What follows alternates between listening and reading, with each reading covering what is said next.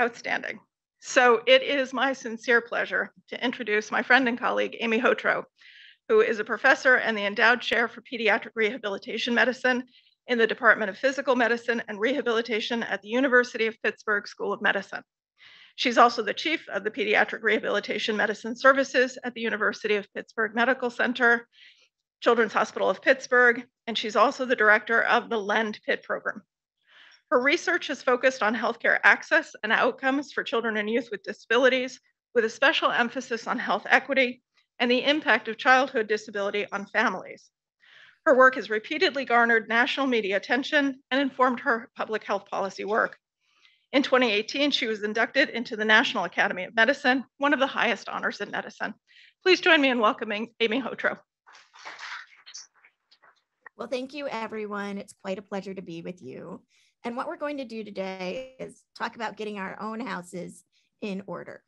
If you've seen me present on health equity before, you have seen this slide. And I'm going to start here because I think it really speaks to me as a clinician, as a person with disabilities, as a person who's trying to make healthcare better for children, youth, and adults with disabilities, and therefore everyone.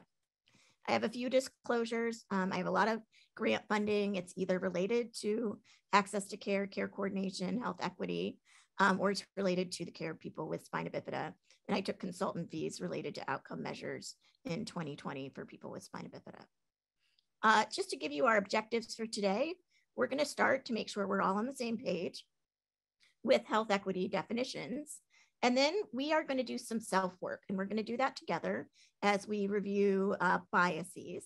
And then collectively, we are going to share our wisdom as we engage with the health equity lens through some case-based discussions. So this is going to require your active engagement. And I'm very excited because yesterday there was so much happening in the chat, which makes me think that we're going to have a rich discussion as this kind of goes through the presentation, but even more importantly, while we're coming together to solve problems and look at problems with a health equity lens. So if you've seen me present before, you have also seen this exact slide, and it tends to be at the end of the presentation. And a wise man once said, that was Ed Shore, that we should really be thinking about not just showing what the issues are, but then talking through how we want to try to solve them. And so I put this slide up in front because I want us to be thinking about how, and we will do this together, assessing some of our biases, and then what strategies we have to reach populations in need that are underserved, who are experiencing the inequities of how the system is designed. And then thinking about when we have programs, services, interventions, what can we do to set those up and then evaluate them using a health equity lens? And then of course, what should we be doing about advocacy for policy change? So just so it's a level playing field, this is the definition that I use for health equity. And I like it because it is both a outcomes-based definition. So the outcome is that everyone has this fair and just opportunity to be as healthy as possible. And then it has a process portion, which is removing all of those obstacles, such as poverty that relate to poverty and discrimination and their subsequent downstream consequences. And we will spend some time talking about specifically how those things interrelate. So when we talk about health disparities, what we're talking about though is those differences in health or its key components that adversely impact those who are marginalized. And you're going to hear me say the word marginalized or oppressed or discriminated against. And you'll also hear me use the term minoritized. So instead of using race as a proxy for the impact of racism, I'm going to use the word minoritization or minoritize during this presentation. And then of course, the progress that we make towards equity is our reduction in disparities.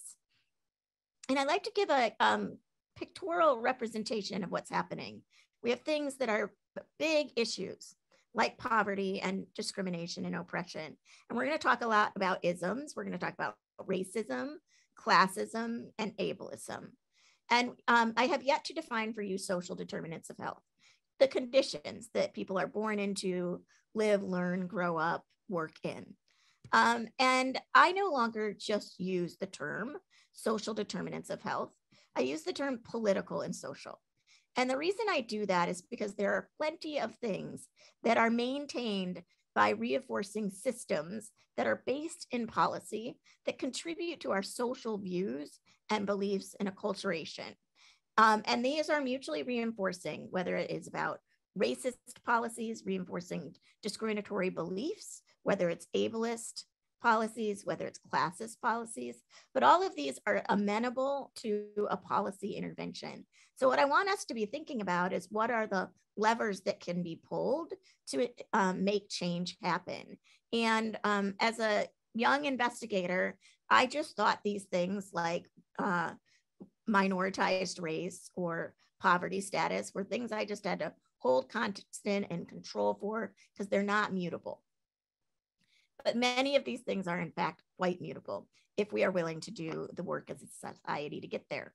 And when we have poverty and all these forms of oppression, we end up with problems with housing instability, food insecurity, lack of stable employment, poor quality education, and then where we sit, the lack of access to the supports and services that really promote health. And so what we end up is this, poor little one deep in the water without a flotation device. And we're just trying to drag them back from this place where they have been kept down, pushed down this river from these upstream forces. And then the downstream forces are not helping. And where we can make change happen, whether it be at this level or at the policy level, are things we're going to talk about today. If you've seen my presentation, you have also seen this slide, and I really like it because we're talking very basically about fundamentals. That's what we're often referring to when we talk about those social determinants, political determinants of health. But I also want to spend some time on this pillar right here. So I think that discrimination has a big influence.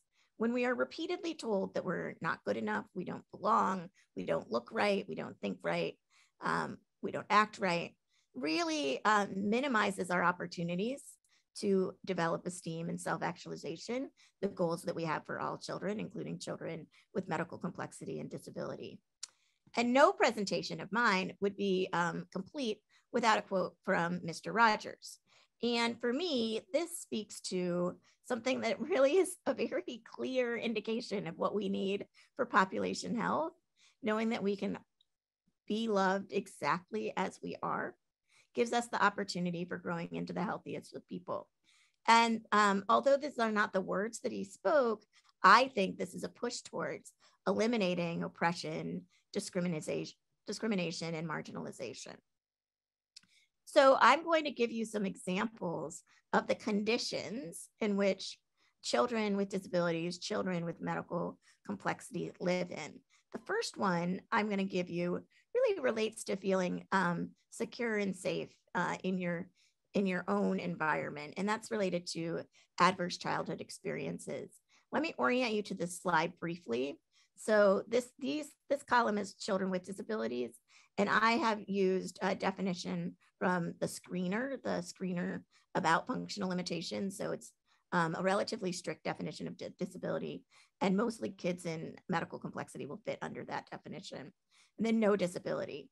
Green is good, means go, no adverse childhood experiences. We want this to be as tall as possible. And you can see that there's clearly a disparity or a difference in the experience of any, so yellow or red, adverse childhood experiences for kids with disabilities compared with those without. And oh man, you guys, stop the presses. Nearly 40% of children with disabilities are experiencing more than 2 ACEs. So think about thriving and think about how the circumstances that have been socially and politically created for this child with disabilities are really going to limit. And then let's talk a little bit more specifically about ableism. So I'm going to use bullying as an example of how ableism plays out for children on the playground at school. So again, green means no bullying. So bullying less than once a year. So that's good. Yeah. This is at least yearly. And these groups are pretty similar. I've got kids who are more complex here, less complex here, and without special healthcare needs over here. But stop the presses. We've got 15% of kids who have more complex healthcare needs who are being bullied more than weekly. how do you think that impacts their sense of belonging, their sense of opportunity, their sense of self? What does that set them up for achieving the pinnacle of the where we want things on Maslow's hierarchy of need: self-actualization, self-determination, autonomy, independence, if that's desired in life. So we know that children who are from minoritized backgrounds, children who are poor, are more likely to have special healthcare needs, especially those special healthcare needs that are not related to only prescription medication. But within the population of children with special healthcare needs, I took this graphic from Jeff Schiff's paper from Blueprints from Change. There's a lot of difference in the experience of poverty by different minoritized group. So this right here are white children. And as you can see, a very small proportion of them are living below the federal poverty level, so in poverty, compared to Blacks, Hispanic children, Native children, and Pacific Islander, Native Hawaiian kids. And they have a much larger proportion of white children living far above the federal poverty level. If I break this down for you and we look at disability specifically, I told you I used that metric from the screener, which is a pretty restrictive measure, gives us less than just about 5% of children overall have disabilities. And I am using this schema, and I'm going to use this color schema kind of throughout, that we see that we have kids who are living under the federal poverty level, having much higher rates of disability. And there's actually a stepwise relationship here. And so some of you may be familiar that both poverty is a cause and consequence of disability. And so we can say that in the reversed way as well. Disability is both a cause and a consequence of poverty. And I'm going to share data with you that's really going to bring that home, I think. But I want us to make sure that we're staying in this really intersectional space. Many children with disabilities are multiply marginalized, meaning they're here more likely to be poor, and also they're more likely to be from a minoritized background. So disproportionately Black minoritized background. And you might say, oh, there's something about their genetics or the condition that must explain this. And there are very few conditions. Let's take sickle cell, for example, that may be disabling, that are really so tightly linked to someone's race, which, by the way, is a social construction. And it is the social and political construction of minoritization and oppression that we're really talking about here. So I want to spend some time kind of integrating the ideas of how this impacts children and families when we're thinking about the issues around poverty and how people with disabilities are kept poor and how there are limited opportunities for those families. So I'm just going to show you some data. So this is for time spent providing care in a week and arranging care in a week. And I'm only showing you the data for simplicity's sake for those kids who have more complex special healthcare needs. So as you can see, there is a variety of hours spent, right? But 22.4% of families are spending at least 11 hours providing direct medical care, and 6% of them are spending at least 11 hours arranging that care. So right off the bat, you can see how it might be very challenging kind of structurally to provide all this care and also have a job that gives you income, right? And we talk a lot about the workforce for in-home care and supports the unpaid labor that families do. And even when they are paid, it's not paid at a rate that is appropriate for the work that goes into it. So I'm all about this intersection. So what I'm going to show you is it by income. And again, the income gradations are such that the lightest color are children living in poverty. The darkest color are children who are far above the federal poverty level.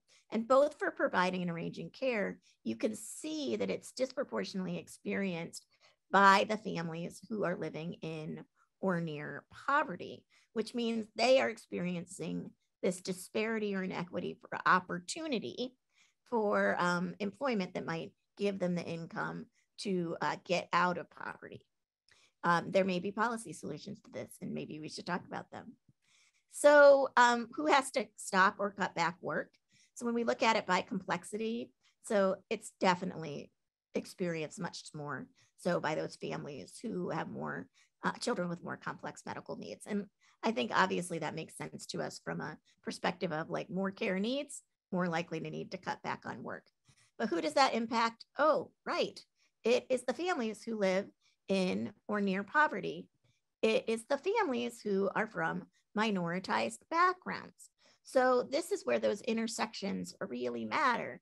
So when you're multiply marginalized and your families are experience the impacts of policies that don't promote your opportunities to get out of poverty, then it becomes entrenched. And it seems pretty obvious to us then how poverty is a consequence of disability, and that the social structure and the political structure that we set up perpetuate that. And we could have an hour-long conversation about that alone. But I think it's really important for us to now locate ourselves right in kind of the health service space. So we know you have to be able to access it. Access was another key pillar from the Blueprints of Change, which hopefully you guys have read, that was led by Dennis Quo. And I'm going to share with you, and I'll share a series of these slides. So these are kids without disabilities, and these are kids with disabilities. And we're talking about access to the medical home in this one. So here is the percentage of kids with no disability. So about 50% who are getting care within a medical home. That doesn't seem so great because this is the standard of care in pediatrics. So what that means is we have this massive opportunity. But it's even worse. There's a disparity or inequity here for children with disabilities. So not only do we have the opportunity to get more kids with disabilities medical homes, we have an opportunity to reduce the disparity, to work towards equity. And so when you're thinking about programs and services, we want to be thinking about, well, what are the levers that we can pull that are not only going to raise all these boats, but specifically make sure that we raise this boat, and that we then eliminate the inequity.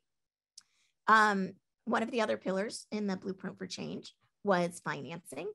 And this is a metric of having both adequate and continuous insurance. Again, it's the no disability and disability groups. And as you can see, there's a disparity here, so that people without disabilities, their families are more likely to report that they have adequate and continuous insurance compared to those with people with disabilities. This clearly remains an opportunity, and it is also an opportunity for us to reduce the disparity. So I think when we think about the systems of care for children with special healthcare needs, and then think a more smaller group, kids with disabilities within that group, kids who have medical complexity, we know that it's been really hard to make sure that they have care within a well-functioning system. And in fact, you know, we're just not doing great overall for all kids without disabilities. So there's a gigantic opportunity here, right? But whoa, you guys, this is craptastic. I mean, this opportunity gap is just huge. Holy moly. I mean, we're talking about 10% of kids with disabilities. And so there's a big gap, that's the equity gap. And then there's also gigantic gap overall. So when you don't have care within a well-functioning system, how does that impact families? So families often report frustration. So this is a graphic where I have combined the three categories we've been looking at: complexity or disability status, income, and then minoritized race. And overall, about 17% of families report they're frustrated with getting care. And that is disproportionately felt by families who are more medically complex, families living in poverty, and Hispanic families. So this disproportion, these uneven bars, clearly tell us there's opportunities for equity.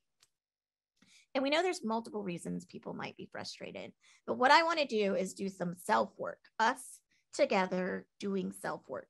So let's talk about bias, okay? What we are not going to do today is spend time doing anti-racist education. I think lots of us have probably already started that work, and it's exceptionally important. But I want to do some things where we see kind of some other forms of biases at play. So not just our implicit biases about race or gender or disability status. And you guys, many of you know that I'm like so wanting to be a guest on Sesame Street as a doctor with disabilities who takes care of kids or Muppets with disabilities. But this quote is from Avenue Q, which is not appropriate for children, so grown-up Muppets. So let's get into it. Which line is longer? You can, put it in the chat if you want. You can just look at it and say in your head what you think this is. But, A to me looks like it's longer, right? And you may have seen this one before, and you know that in fact, these segments are equal. And you're like, oh, damn, they still don't look equal, even though I know they are. Let's prove it. They are in fact equal. So that's just an example of a visual illusion. And it taps into how our brains reflexively process information, just like all these unconscious biases we might have about race or gender or immigrants or people with disabilities. And this played out a few years ago with this internet sensation, right? So what color is this dress? In all seriousness, is this dress gold and white or is it black and blue? I would love to see some hands who thinks that this is a gold and white dress. Raise your hands in the room or in, all right, yes, we've got some people right here in the Zoom room saying that they think it's gold and white. Put down your hands. Who thinks this is black and blue? Raise your hands. Black and blue people. Who's got some black and blue? So it's totally, totally nuts to me that we are looking at something and the exact same picture on the exact same screen, and we're like, no, they are different color schemes, right? We are convinced that at least that I'm seeing a dress that's gold and white. It's how my rods and cones are taking in information. It is likely that the people who saw this as black and blue might be a little bit younger than those of us who saw it as white and gold. And I want us just to hold that there's nothing that's that says, oh my gosh, you're a horrible person because your rods and cones work differently. And I want us to start to feel comfortable in the uncomfortable space that our perceptions shape our understanding of reality. And so this I just used for that purpose. So let's go to something, that happens like for some of us every day. So don't worry, I'm not getting paid by Starbucks. It's not a disclosure that I needed to make. But like you're at Starbucks waiting for your drink and the barista calls out, pumpkin spice latte for Aaron, pumpkin spice latte for Aaron. And you're surprised when this dude goes to pick up that drink because you were pretty sure this person was going to go pick up that drink, right? You're like, who drinks pumpkin spice lattes? White girls. And you kind of reflexively were like, oh yeah, well, of course, this biker guy could like pumpkin spice lattes. There's no reason. But you just took in, over years of getting lattes at Starbucks, you have formed kind of a sense of the way things are. And so you seem surprised when the biker guy goes to get his latte. This is a good time for us to take just a moment between something that's explicit versus implicit. So explicit, like we know what our interests and choices are, right? So let's take me for an example, right? You guys know I love glasses. So, right, it's pretty obvious that I'm not going to pick these glasses over here. I'm going to pick these glasses. And I mean, come on, right? I should buy these glasses. I should definitely buy these glasses, right? But I have an explicit preference, right? And it is within my cognitive awareness of my preferences. You know my preferences so well that you could have judged for me. So the problem here is that for implicit things, it's not usually accessible to our conscious awareness, but it does shape our understanding of the world. So let's take it from the mouths of babes. So one year I was handing out candy on Halloween for trick-or-treaters, and I was dressed in a costume. And these two cutie patooties show up at my door, and I put a piece of candy in each of their little baskets, and the little boy starts to cry. And I say, oh, you don't want that piece of candy? You want a different one? I can give you a different one.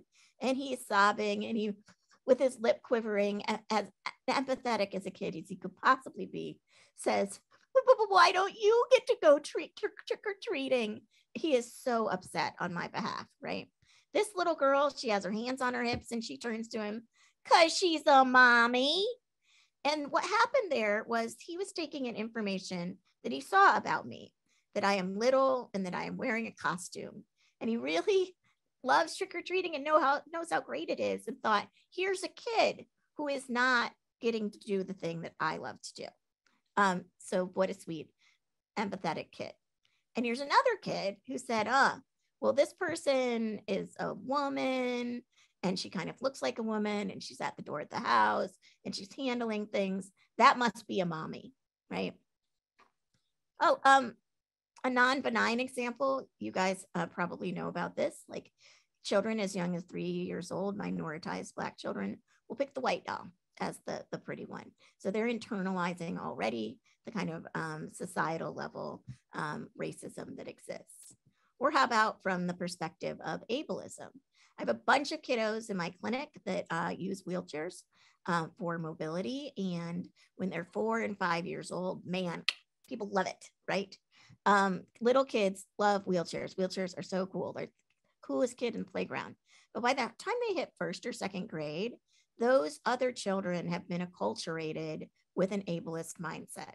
So then these kids with disabilities are often left behind by their peers. And guess what? 15% of them are getting bullied at least weekly. So let's rein this in though. So now we're talking about kind of big picture biases in all the different places. Let's talk about it from a healthcare professional perspective. So unfortunately, when implicit bias infects us in healthcare, there's a negative relationship between bias and quality healthcare. And specifically, when we look at racial and ethnic bias, stronger biases were associated with poorer communication. So why do you think on that? Let's take some other biases. Actor-observer bias. So this is also called a fundamental attribution error effect, but it's our tendency, all of us, but including those who are involved in health services, to explain other people's behaviors more based on the influence of their personality versus the influence of the situation, the kind of social, political determinants of health, and then the on-the-ground situation that they have. So what about this? Gah, I wish that mom would take her child's health seriously and come to clinic on time. Well, if this is how we feel because we have an actor-observer bias, that we're blaming the mom for not coming on time, saying that's because she doesn't take things seriously, well, how is it that we are putting those feelings aside to provide the best care? Frankly, I think it means that we're not. And who is it that we might say that's about, right? So families with more limited resources, right? The influence of their situation. Well, guess what? We're not doing so great with families who have limited resources in providing family-centered care. The crux of family-centered care is about communication, right? This may be part of the reason why we don't do so well on medical home. And this stepwise relationship, I show it to you over and over again. We have so much opportunity to reduce the inequity. I believe that our biases take a heavy toll on our ability to reduce that inequity because we don't really understand our biases, which is why we're doing this work together right now. I could show you the same graph, right, by minoritized race. So these families are much less likely to report that they're getting family-centered care. So we are going to take a journey on reasoning. So just to remind you, deductive reasoning is an inference, and it is valid if the conclusion logically follows the premise. So an inference is just that set. It's the premises coupled with the conclusion. Let's talk about frogs. All frogs are reptiles. And let's talk about cats. No cats are reptiles. So let's make a conclusion. Therefore, no cats are frogs.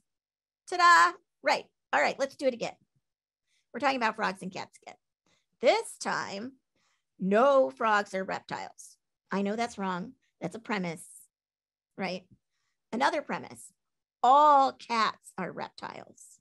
Let's make a conclusion. Therefore, no cats are frogs. Well, it turns out that the conclusion is valid, but the argument is not sound, right? These premises are not true. And unfortunately, this happens a lot in how we judge people. So how about this? I'm going to say something that is a very commonly held classist belief. In America, anyone can make it if they work hard. People who are rich are being rewarded for working hard. Those are my premises. And my conclusion is, therefore, poor people must not work hard, right? So oftentimes we do not question what the premise is, right? The idea that people who work hard are rewarded by riches, and therefore people who are poor must not work hard. That is not a sound argument, but it is one that gets made over and over again. And our implicit biases just get reinforced. I'm going to ask you to play a little game with me. This is the Watson selection test, also known as the 4-card problem. We've got 4 cards, and each of these cards will have a number on one side and a letter on the other. Here's a rule. If a card has a vowel, like this one that's an A, E, I, O, or U, then it has an even number on the other side. So 2, 4, 6, 8. How will we prove that this rule is false? Remember the rule, a vowel on one side, then an even number on the other. So you're going to put in the chat, or you're going to think it to yourself, or whatever. Which cards do you want to turn over? Most people say A, because they're like, yeah, I got to check to see if there's an even number on the other side. And then most people say 4. I got to see if there's a vowel on the other side. But do you really need to turn over that 4? Right? Is there not anything in the rule that says if it's an even number on one side, it must be a vowel on the other, right? The rule is the reverse of that. So maybe we don't need to do 4. How about just A? That's what people will end up with. So now I'm going to ask you, is that enough? Have we really done everything we need to do to prove that this rule is false? Right? When it's a true-false dichotomy, we can say, how do we prove it true, or how do we prove it false? I'm using the word false for a purpose. So what about card number 7? What happens if we turn over the 7? And what happens if it's an A, E, I, or U? So if it's an A, E, I, or U on the other side, it will disprove this rule because this is an odd number. What happens in the Watson selection test is something called confirmation bias. And now let's like rope this into healthcare, right? Confirmation bias happens all the time in healthcare.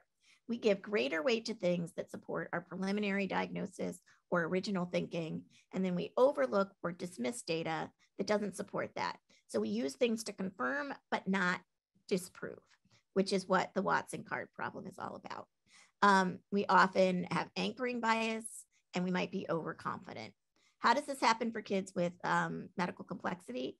Let's say that kiddo has their hips out of socket, spasticity, they have some pain there, and they come in with some vague complaint of pain. And because they have these hip problems, the provider is like, well, I've done an exam, I can't quite find it. Yep, it pretty much seems like must be the hips, right? I'm gonna anchor and confirm based on this preliminary diagnosis, and I'm not looking for other things. Well, that makes you miss an opportunity for something happening in the GI tract, something that might be amenable to treatment. So when we have confirmation bias in healthcare, we're delaying adequate treatment. And we also, because we have all of these biases that we don't have at the front of our brain, maybe doing that differentially for different people, meaning that people who are from minoritized race aren't listened to in the same way, which we know to be true.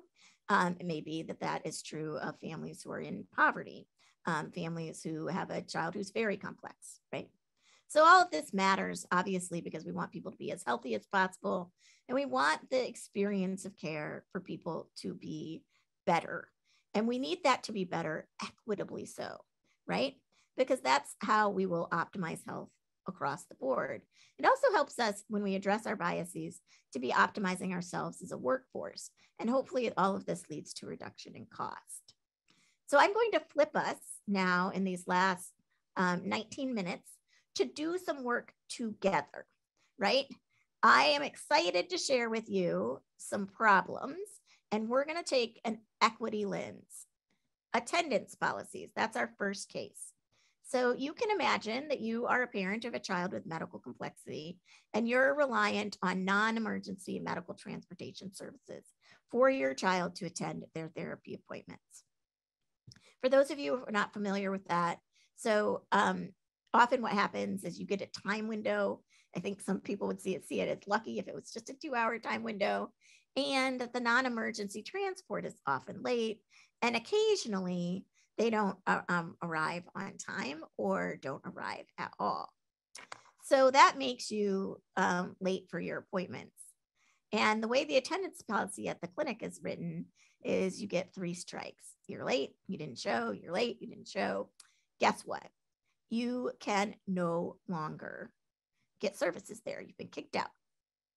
So who does this really impact? When care is foregone and transportation is an identified problem, who does that impact? Of course, it impacts those families of kids with medical complexity, right? Because those children are just not getting in necessarily into a car and sitting in the back seat with the booster seat, like kids without disabilities, kids from minoritized backgrounds, kids who live in households with fewer financial resources. It is really hard to pay for a wheelchair accessible van if you do not have a lot of money. And so let's just briefly look at the actual data. So this is by poverty again. So when transportation is identified a problem, it's much more frequently a problem for people living in poverty or near poverty. So here we've set up this inequity, right, with the policy of the attendance. So what things can we do to make that attendance policy more equitable, right? That is the very first question that I thought of when I was working through to make these cases. But is that really the right question?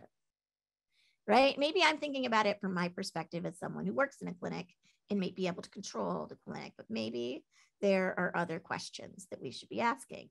Maybe we should be making sure that we are thinking about the upstream and downstream factors. Maybe the locus of where we need to make an intervention is with the non-emergency transport, or maybe with where clinics are located. So maybe if you want to tackle one of these, how could non-emergency transport be improved? How could clinics ensure appropriate public transportation, so like paratransit, accessibility of their spaces? And briefly, for you guys who are not familiar with non-emergency medical transport, it is a federal Medicaid requirement. And the states have various ways that they can do this, and they're reimbursed. So they can either do it as a medical service and get reimbursed that way, or they can get it as administrative expense, and that has a lower reimbursement, but then that eliminates some choice and makes it maybe easier for states to contract with a single provider, which then of course makes it more likely that the service isn't that great. So here are our tasks. What are some operational changes we can make? What are some QI project ideas we might have? What are some policy advocacy solutions? So I'm going to finally stop talking and bring it to the room so you guys can share your wisdom. We're thinking on equity here. How can we make this more equitable?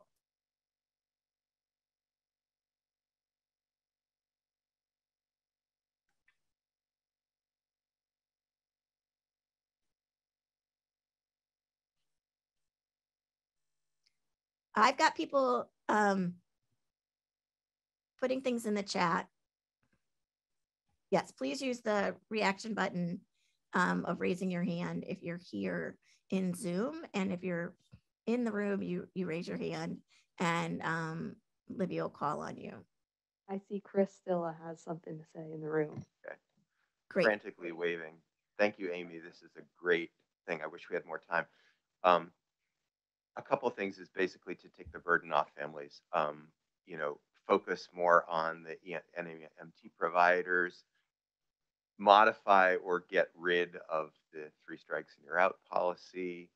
While at the same time, I mean, you need to sort of balance that 4th part of the quadruple aim, to keep things feasible for clinics, but really try and get rid of it as much as you can. Those are things that we've actually done in our complex care clinic. And then the third thing is just encourage families to call if they think they're going to be late, because that really, really, really helps. So everybody can help. Great, thank you. We have some great recommendations in here, right? So what about a Lyft membership so they can arrange their own transportation? Some states use Kiwanis Club for transportation, or have some sort of partnering with the Children's Hospital. Share your experiences with your state representative as an example. Do we have anyone else? We have Kathy in the Zoom room who has a comment. And this may be happening already, but care coordination, case manager involvement, so that there's full awareness on both sides as to what's going on that might help with crafting a solution with transportation. Awesome. Here's something: change how clinics run so that you can have drop-ins or walk-ins same day. That's great. I love all the creative thinking here. I've got Peggy in the Zoom room. Is there somebody in the physical room that we need to put in? We're alternating, Amy, just so you know. So we have Steve in the main room. Great. Depending on the size of the clinic, but the clinic could buy a van and provide the service themselves. Right. You know, lots of hospitals have their own emergency vehicles, right? Why not their own non-emergency vehicles? Great. I would wonder about meeting with the transportation office and seeing what their what policies could be changed in terms of the delays and the pay that is given to these drivers. Right, because they're not incentivized necessarily in the ways they need to be incentivized. I'm sure there's like 1,000 examples that people could come up with of how poorly non-emergency medical transport has worked for them. Great. I love this, moving upstream or allowing practices a longer window for appointments if someone isn't on time. Mobile clinics. You guys, this is so great. Because, you know, what happened in one of those early slides is that came from the presentation I give about health equity is like meet people where they need to be met, right? And so maybe mobile services are a way to do that. And then, you know, addressing this fundamental, the upstream factors, the original source, right? Gosh, you guys are wonderful. Do we have anyone else in the main room? We have two more in the main room. We have Jill and then Mallory. Great, let's take them.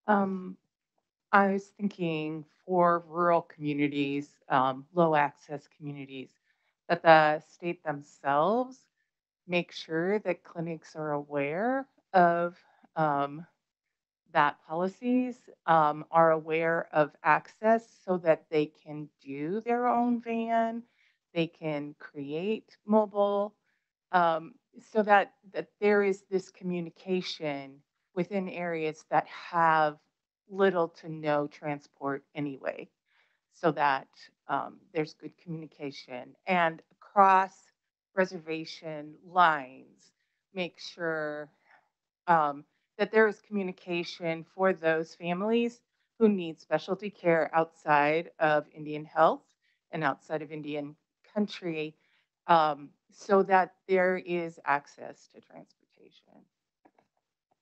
Great. Thank you for that. And my goodness, you know, if it isn't another multiple marginalization that happens for our rural families. Thank you for bringing that up. And we have one more person in the room. Yeah. Hi, this is Mallory. So I actually used to manage the NEMT benefit in Colorado, so it's really hard for me not to like contribute. Obviously, it's a very, very complicated benefit. And Colorado is a huge state, so there are a lot of inequities. We tried a statewide model, and it really, you know, you can't. It's not a one size fits all, especially in rural areas. But all that being said, a couple of things that are a possibility. Sometimes families can just get reimbursed for mileage using their own transport, depending on all the nuances and policies. Another thing that we really tried to do was support like local community, churches or trusted people that were already bringing people to appointments and helping them to become providers, or be able to get paid for, the work that they were already doing because they were a trusted leader in the community. So looking for those options as well. Wonderful. Oh my gosh. And someone who's got all this expertise. So, what's really beautiful in the chat is talking about like maybe there's performance measures, right? And maybe there is things that we do that are beneficial. The curb cut effect, sidewalks and public infrastructure are good for everyone. These are wonderful. And, if this is a problem in your state, I wonder that if you take this kind of problem back and think about where do we make changes? What levers do we pull? Is there something that we could be doing where we're doing measurement and quality improvement? And then, of course, how to be advocating. And a lot of people put into the chat examples of how that might happen. I'd like to move us on to the next case, if I might. So I'm calling case number 2, keeping the lights on. In this situation, you are a manager of a primary care clinic. And reimbursements are going down, costs are going up. There's so much paperwork to do. You've got providers threatening to quit. You have already shortened their appointment times to 15 minutes. Man, they cannot keep on time. Whenever there's a kid with medical complexity in clinic, they make them late for every other patient in the queue. And these families are complaining because the provider is always late. They're grateful that they, get the time that they get with the provider, but don't want to spend so much time waiting for them. And you're like, how am I going to keep the lights on here? I can't increase volume. And you think to yourself, Eureka, I have an idea. We need more privately insured patients to offset our lower reimbursed Medicaid patients. So what do? You talk to your legal team. Can I limit access for my Medicaid patients? Turns out you can't eliminate it, but you're probably going to be okay if you limit it. You still have to have appointments available. So what do? You change your scheduling pathway to make it so that out of the 100 slots that are available for patients, only 5 of them are available for people who have Medicaid. And that is really going to shift this, right? So this is the distribution of how kids are insured nationally currently. And you're saying, I'm going to make this black part of the pie nearly the entire pie because that way I'll get more reimbursement. And you think to yourself, cha-ching, cha-ching, cha-ching, you have solved the problem. But by doing this, you have made a major inequity, right? So this is the percentage of children who are covered by private insurance alone. So not both public and private. So guess who is covered by private insurance alone? The more well-off families, the white families, the kids who either don't have complex healthcare needs or don't have healthcare needs, okay? Well, great. Look at what we have done. We have made it harder for the already marginalized folks to get the care and services they need by limiting their access based on their Medicaid status. And this has profound implications. So I'm just going to show you. We're going to talk about what we will do to address this inequity, but just to prove a point. The studies show that for every $10 increase in a Medicaid reimbursement per visit, parents were 0.5 percentage points more likely to report that they had no difficulty finding a provider for their child. So this is like directly impacting in the real world right now, access to care for kids who are on Medicaid. So our group tasks are to be thinking, well, what operational changes should we make? Do we have a quality improvement project that might work here? What are some advocacy or policy solutions? And there's no perfect solution here. We know that our choices have consequences, but I want us to talk and dialogue again. So, raise your hand if you're in Zoom, in the raise hand function or in the room.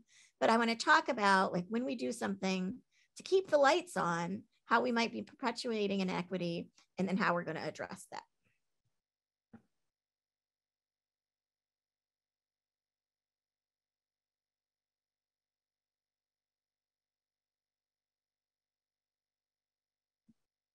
We have Rhonda at the front of the room. I think first understanding who your Medicaid population is. Is it children with medical complexity? And if that's the case, can you increase the reimbursement and the office visit time? And work with your Medicaid group to do that. There seems like a quality improvement project right there, how to optimize your reimbursement for the subset of patients that might be vulnerable or oppressed through this change. Great, thank you. How about Kathy? Sorry, I have too many buttons to push. So we did some work similar to this a number of years ago when I was with the CHIP program around dental access, primarily for Medicaid enrolled kids. And, you know, we really took sort of a multi-pronged approach. We talked to the families, you know, had some focus groups. What are the barriers with the families? And it was supported by the governor at that time. We had a task force put in place for months, and we raised dental rates, Medicaid dental rates to the commercial rates, the Blue Cross of Alabama rates. But then we did an educational campaign for the families as well. You know, what are your rights, but what are the expectations? And, you know, I don't have any data to particularly show the outcome other than anecdotally, I saw an increase in dental access for Medicaid enrolled children. We did have some clinics open, which really they serve both insured or at least CHIP and Medicaid kids. But there was this niche where they saw where they could make a profit by seeing this. So, but then it was funny because the private dentist fussed about the clinics, and so more of those started taking Medicaid. So it was really this multi-pronged approach that included rate increases, but that was not the only thing. You have just like sung the song. Like, we often need a multi-pronged approach, right? It's not just one thing. It's not just one lever that we pull. So that's why we have like, all of these possibilities. You know, what are operational changes, QI opportunities, solutions from a policy perspective. We're wrapping up. And so I'm going to give you guys some homework, right? So you are working on demonstrating how your program works. And you know from families that it's not just about physiologic outcomes or hospital days. And you meet with the health services research team from a nearby university, and they recommend, of course, quality of life. And they say to you, let's use the PEDS QL. They use it all the time. And in fact, it has been in the published literature indexed on PubMed 1,600 times in the past decade. But you realize that this is really just a measure of function. They also say, oh, you know what, how you can really prove this is good is quality adjusted life years. That's like the gold standard of valuing and evaluating the impact on health. But you recognize this is discriminatory because it sets up the allocation of resources lower for people who have disabilities. And you recognize that families will experience this as ableism when you tell them that their child doesn't have a good quality of life because they have limits in their functioning. So, you know, what do? How do you find measures that aren't ableist? How do you educate others and take an anti-ableist lens on things as part of your health equity work? So I really encourage you to kind of think about that when you're designing your evaluations. And I'm going to leave you obviously with just the cartoons that I often leave people with. So here we are, only one person can watch the game. And what we do is we give out some boxes, and that's the equality. Oftentimes, people with disabilities are just totally ignored when we think about issues around equity or equality. And that's why this little one doesn't have a ramp. So here's more what equity looks like, right? But we also have to recognize that this really isn't the circumstance. This is the political determinant of health that really entrenches inequities. And so that we have to push our policy levers. So many people call for liberation, right? Mr. Gorbachev, bring down that wall. Because then you don't need to add these boxes and ramps. Everyone can see. But I don't like that because I think the fence has meaning and purpose because it's protecting the players from the spectators, it's giving a demarcation. But this is what I think justice looks like from a health equity lens for regardless of your race, your class, your disability status, your immigration status, anything that makes you, puts you in a class that has been historically and continually oppressed. So this is what I think justice looks like, and this is what our goals are long term. But as we're working towards those goals, we know those boxes and ramps are necessary in the work that we do. So as you're thinking about the work that you do, please hold in your hearts and in your minds how you take that health equity lens on every aspect, on designing programs, evaluating programs, and advocating for change. So thank you. I think we're headed towards a break.